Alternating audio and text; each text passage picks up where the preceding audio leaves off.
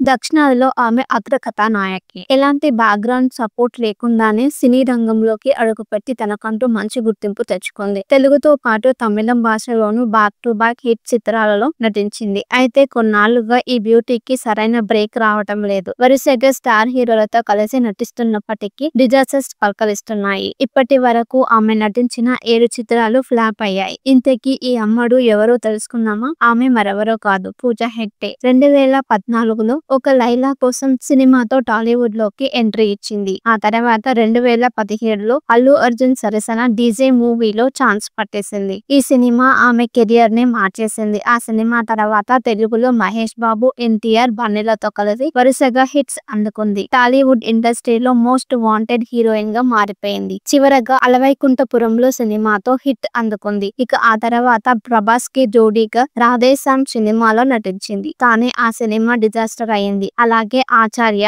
Beast సినిమాలు సైతం flop అయ్యాయి. దీంతో కొన్నాళ్ల పాటు సినిమాలకు దూరంగా ఉండిపోయింది పూజ. ఆ సమయంలో హిందీలో సల్మాన్ ఖాన్ సరసన ఓ ప్రాజెక్ట్ చేసినప్పటికీ ఆ మూవీ సైతం ఫ్లాప్ అయింది. దీంతో కొద్ది రోజులు సైలెంట్ అయిన ఈ అమ్మడు ఇప్పుడు సూర్య సరసన రెట్రో మూవీతో ఆడియన్స్ ముందుకు వచ్చింది. ఈ సినిమా సైతం అంతగా ఆకట్టుకోలేదు. ఈ సినిమాపై పూజా హెగ్డే చాలా ఆశలు పెట్టుకుంది. అయితే రెట్రో కూడా విఫలమైంది. మే 1న విడుదలైన ఈ సినిమాకు మంచి స్పందన రాలేదు.